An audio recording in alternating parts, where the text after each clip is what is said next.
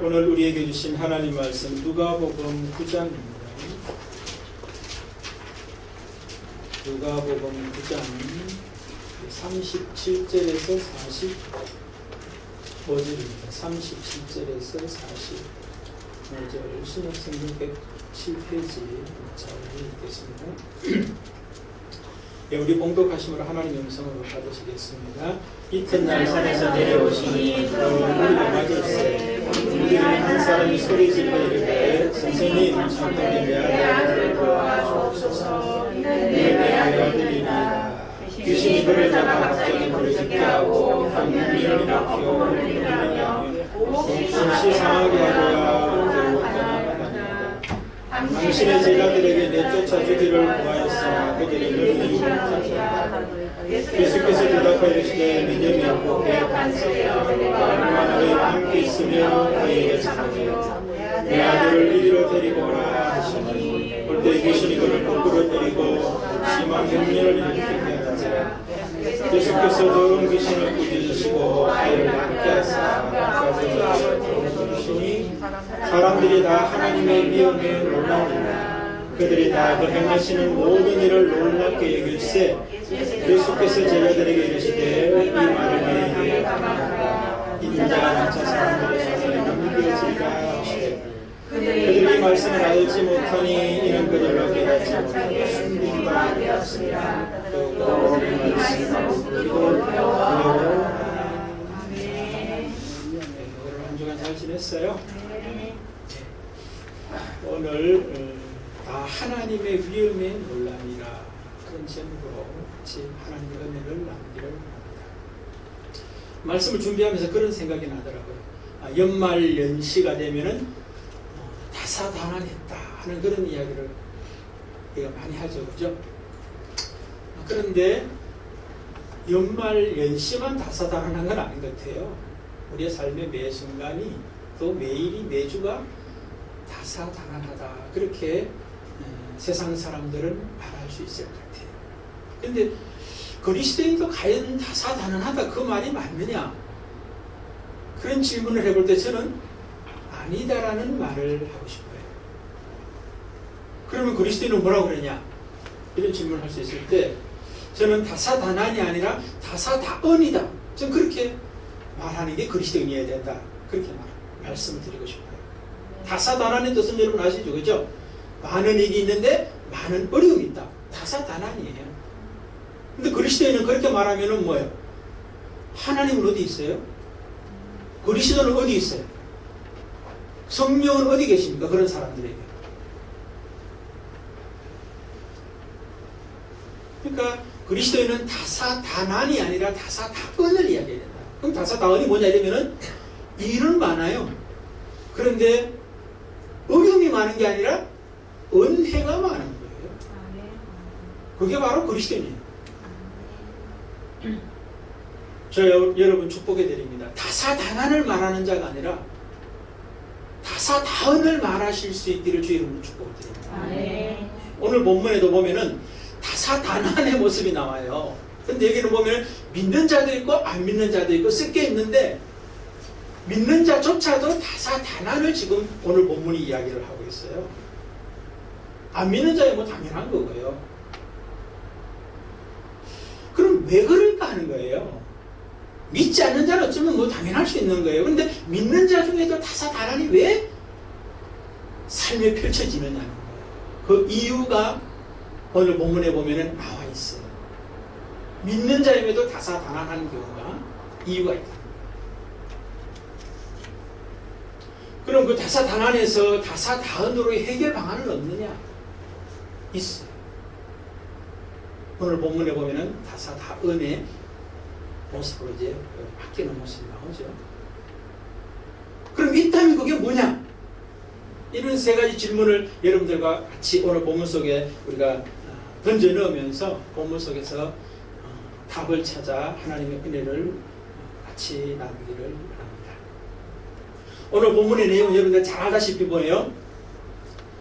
예수님의 세 명의 제자 베드로, 요한, 야고보는 베나산에 올라가서 예수님의 그 영광을 보고 초막셋을 짓자라고 하는 어떤 그 이야기를 하고 이제 있습니다.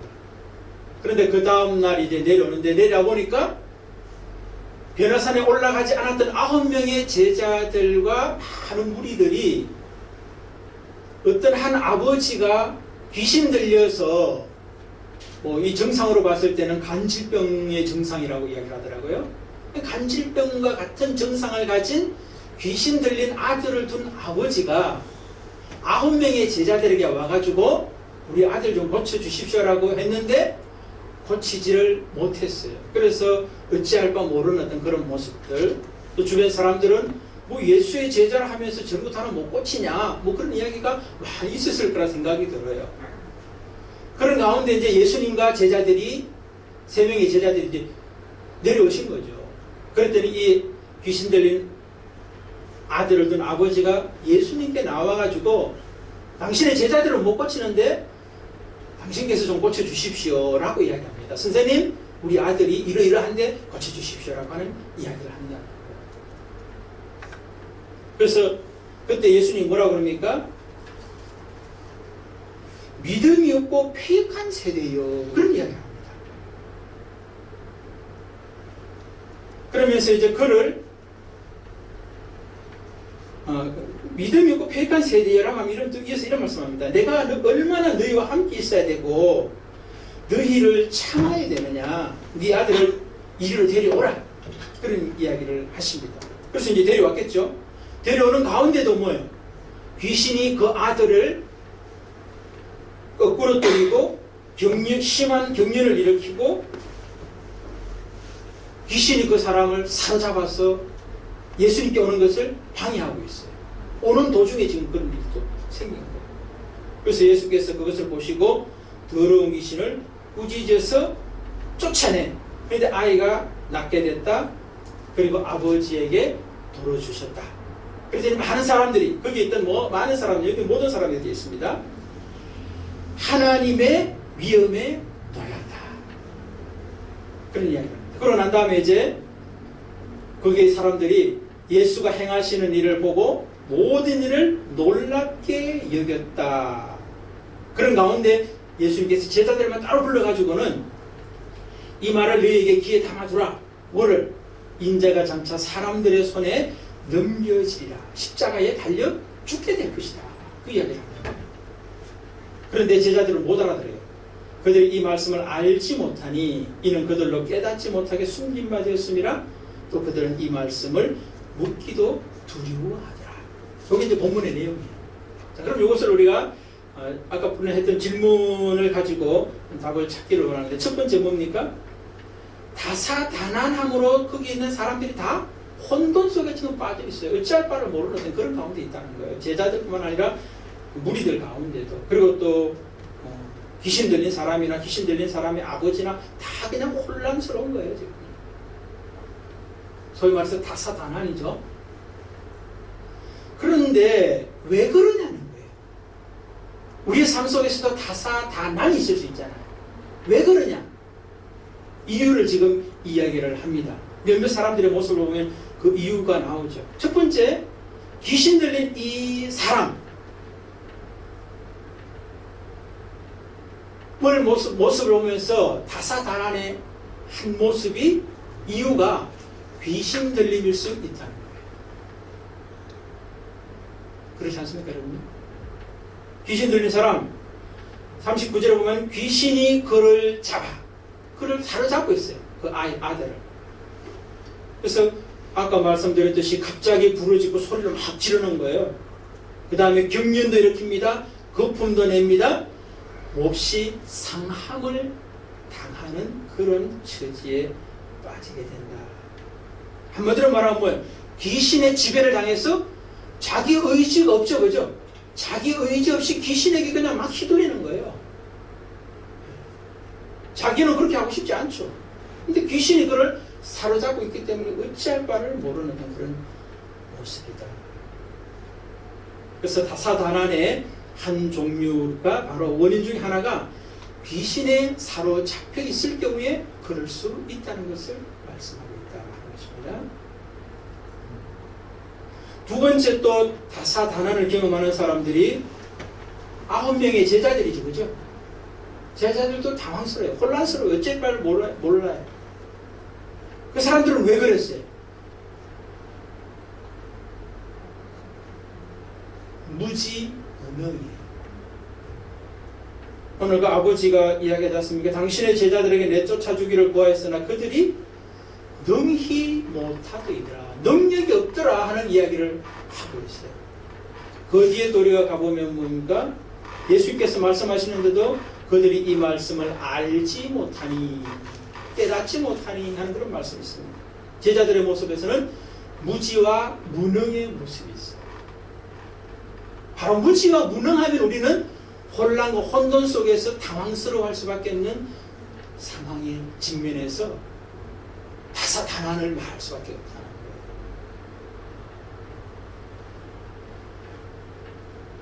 그럼 우리 삶도 그렇겠죠, 그죠? 어떤 상황에 딱 부딪히면은 능력이 있으면 뭐 당황스러울 이유가 뭐가 있어요?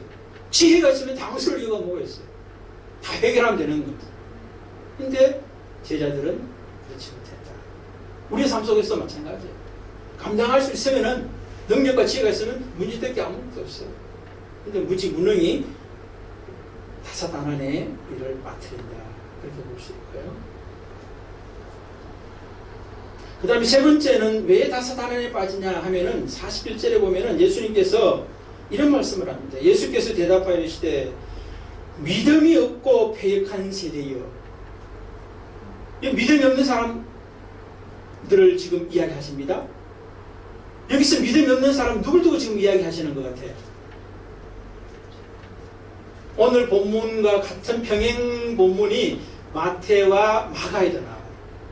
거기 보면은 제자들에게 믿음이 없다라고 말씀해요. 제자들이 이제 창피를 다 당하고 혼란스러워 있다가 나중에 무리들 다 보내고 난 다음에 예수님께 찾아와가지고 뭐라고 그래요? 우리는 어떻게 왜 못 고쳤습니까? 그 이야기를 해요. 그랬더니 예수님께서 믿음이 적은 영혼이라고.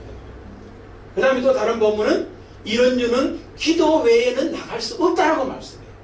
그러니까 믿음과 기도가 없음 제자들을 두고 믿음이 없다라고 지금 말씀합니다. 근데 제자들만 믿음이 없는 건 아닌 것 같아요. 귀신 들린 아들을 둔 아버지도 믿음이 없어요. 어떻게 알 수 있습니까? 믿음의 대상이 누군지를 모르고 있는 거예요. 자기 귀신 들린 아들을 치유해 줄 대상이 제자들이 아니에요. 예수 외에는 치유할 대상이 없어요. 근데 이 사람은 급하니까 지금 뭐 당장이라도 해결했으면 좋겠다는 생각 때문에 제자들을 찾아 나온 거 보면은 믿음의 대상이 잘못되어 있다. 믿음이 없는 것이다. 이렇게 우리가 볼 수도 있죠.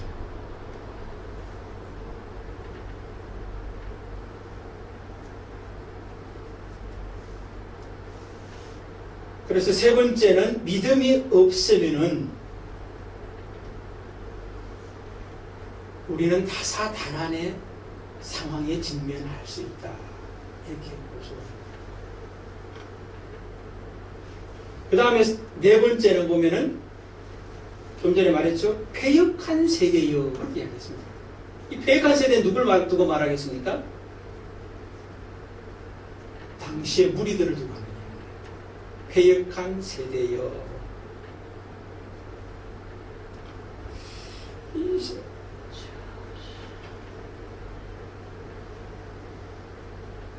패역하다라고 하는 말을 제가 사전에 찾아봤더니 이렇게 되어 있더라고요. 이건 신약성의 헬라어니까 디아스트레포 이렇게 되어 있더라고요. 그러니까 뜻은 뭐냐면은 비틀다, 왜곡하다, 타락시키다, 옳은 길에서 벗어나 빗나가게 하다, 유혹하다 이런 뜻이 패역하다 이런 뜻이에요. 그래서 예수님은 이런 말씀을 합니다. 너희에게 얼마나 참으리요. 바로 앞에 믿음 없는 사람들에 대해서는 내가 얼마나 너희와 함께 있어야 되느냐 하는 이야기입니다. 그러니까 믿음 없는 사람의 특징은 예수님과 함께 있지 않은 사람이에요.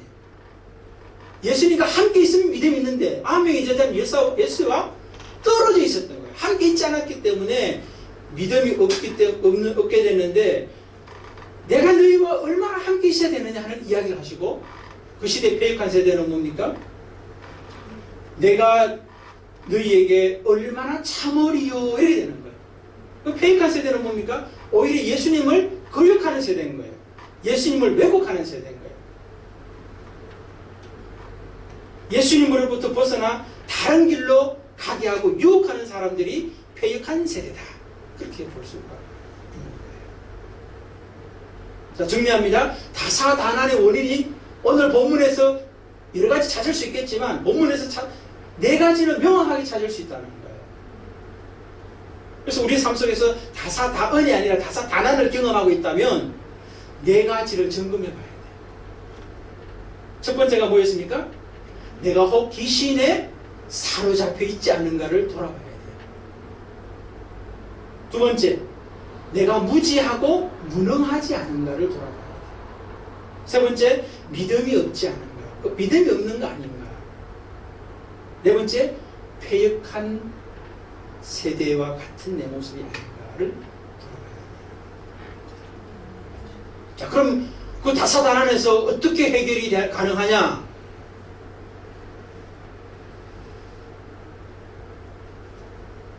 예수만이 해결을 가능하게 하는 거예요. 그들의 문제가 해결돼가지고 해결되는 게 아니라 예수만이 그 모든 문제를 해결하는 시발점이에요. 오늘 본문에 보면은 41절 42절 그거 아닙니까? 내 아들을 이리로 데려오라 하시니 올 때에 귀신이 그를 거꾸로 들이고 심한 경련을 일으키게 하시는지라 예수께서 더러운 귀신을 꾸짖으시고 아이를 낳게 하사 그 아버지에게 도로 주시니. 그리고 나서 이제 그 43절 봅시다. 사람들이 다 하나님의 위험에 넘었다. 다사다난이 해결됐어요, 안 됐어요? 해결이 됐고, 그 해결의 키가 바로 예수님 밖에 없었다. 이렇게 됩니다. 근데 그게 뭐가 해결됐냐? 여러분들 이렇게 말씀할 수 있어요. 아니, 거기 지금 귀신 들린 그 아들, 그 사람만 나와서 치유된 걸로 해결됐지, 무리라든지 9명의 제자라든지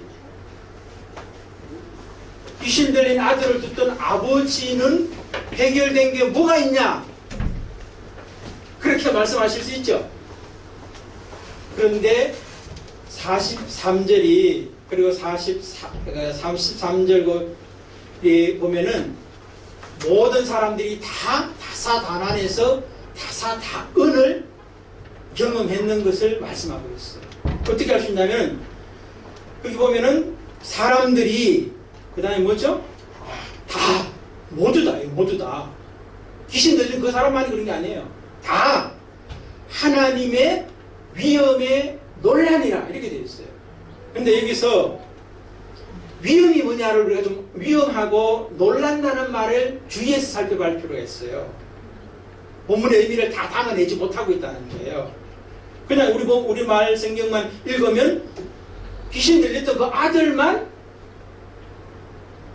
다사다난에서 해결된 것 같은데 전부 다 해결이 됐다고 이야기하는데 그들이 무엇을 봤냐면은 무엇을 경험했냐면은 하나님의 위험 때문에 놀랐어요. 그럼 하나님의 위험이 뭐냐면 성경에 저렇게 되어 있더라고요.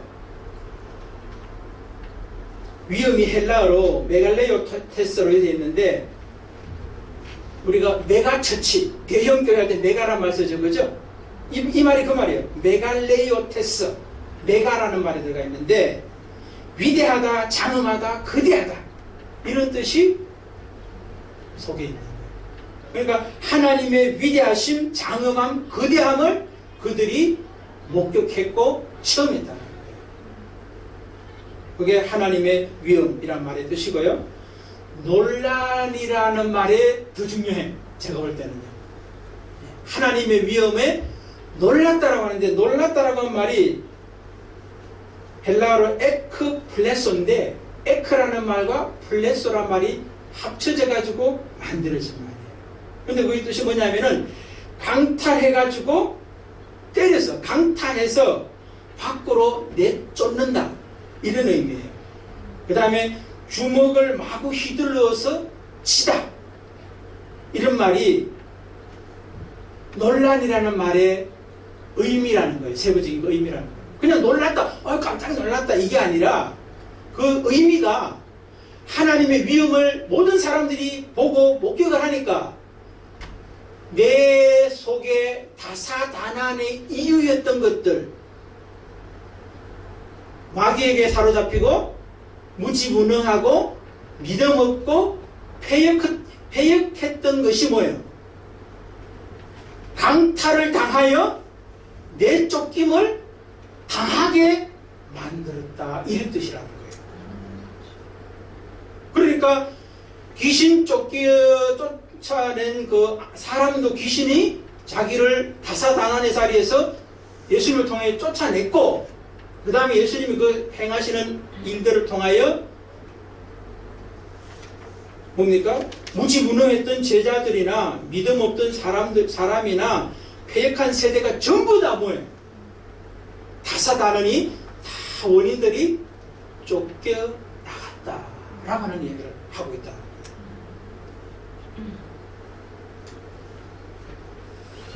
자, 그런데 여러분 또 한 가지 또 굉장히 우리가 좀 살펴봐야 될 게 있는데 43절에 있습니다. 사람들이 다 누구의 위험에 놀랐다고 그래요? 원래 하면 뭐라고 해야 되겠어요? 그렇죠. 예수님의 위험에 놀랐다고 그래야 되잖아요. 예수님이 지금 했잖아요. 그런데 성경은 하나님의 위험에 놀라서 나가자 이래 되는 거예요. 다 쫓겨났다는 거예요. 다사다난의 이유들이, 원인들이. 왜 예수님의 위험이라 하지 않고 하나님의 위험이라고 그랬을까? 혹시 생각해 볼 수 있을까요? 분명히 예수님이 했어요.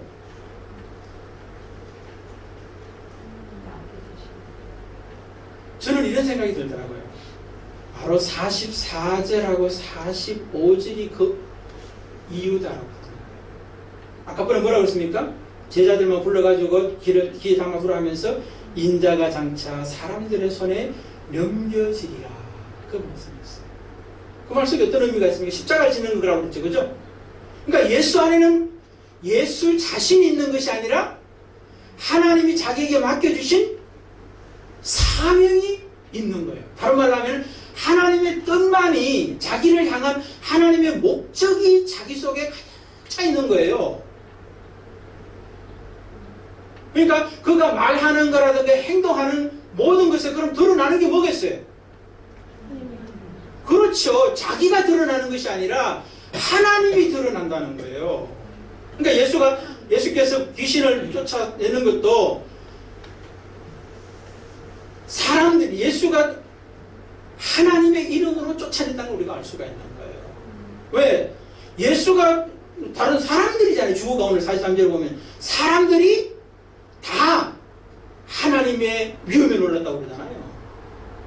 그러니까 예수가 뭐를 보여줬냐? 귀신을 쫓아내는 것 속에서 그것만 보여준 것이 아니라 자기 속에는 하나님이 함께 하고 있다는 것을 보여줬다는 거예요. 그렇기 때문에 그 있는 모든 무리가 다 저분이 하나님이구나 하는 걸 봤다는 거예요.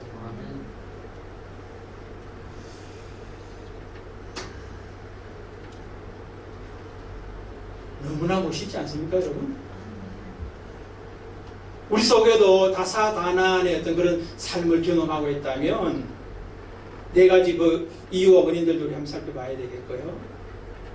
그리고 좀 전에 제가 말씀을 드리지 않았지만 그 무리 속에 함께 있었던 소수의 사람들은 그것이 당연하다고 생각했을 사람이 있어요. 다사다난이라고 모두가 이야기하는데 다사다은이라고 믿었던 사람들이 본문에 있어요.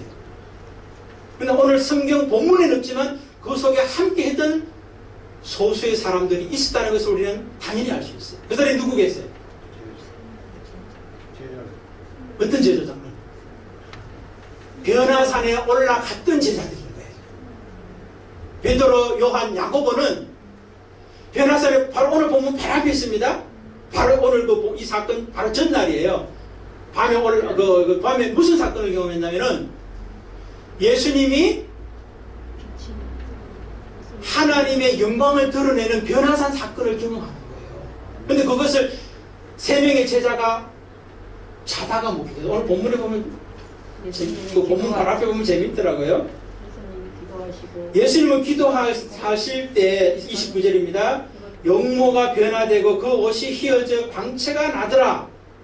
문득 두 사람이 예수와 함께 말하는 이는 모세와 엘리야라.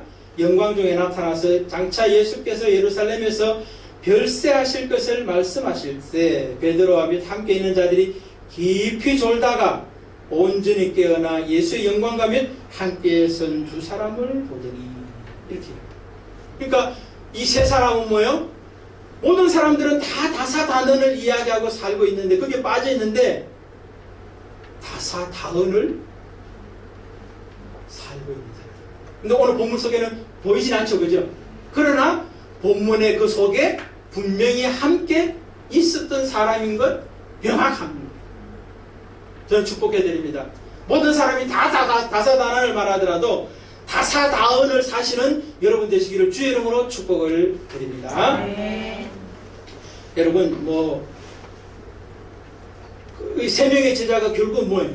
하나님의 예수 그리스도를 통하여 하나님의 영광을 본 사람들이라는 거예요. 그리고 여러분 우리가 사건은 어려운 일이 많아요. 우리가 제가 다니엘 이야기 많이 하는데 다니엘도 뭐예요? 주변 사람들 총리들이 자기를 죽이려고 사자굴을 일부러 만들잖아요. 법을 만들어 가지고는 사자굴에 빠질 수밖에 없도록 상황을 만들어요. 다니엘 입장에서는 정말로 다사다난이야. 다사다난이 아니라 다사다사야.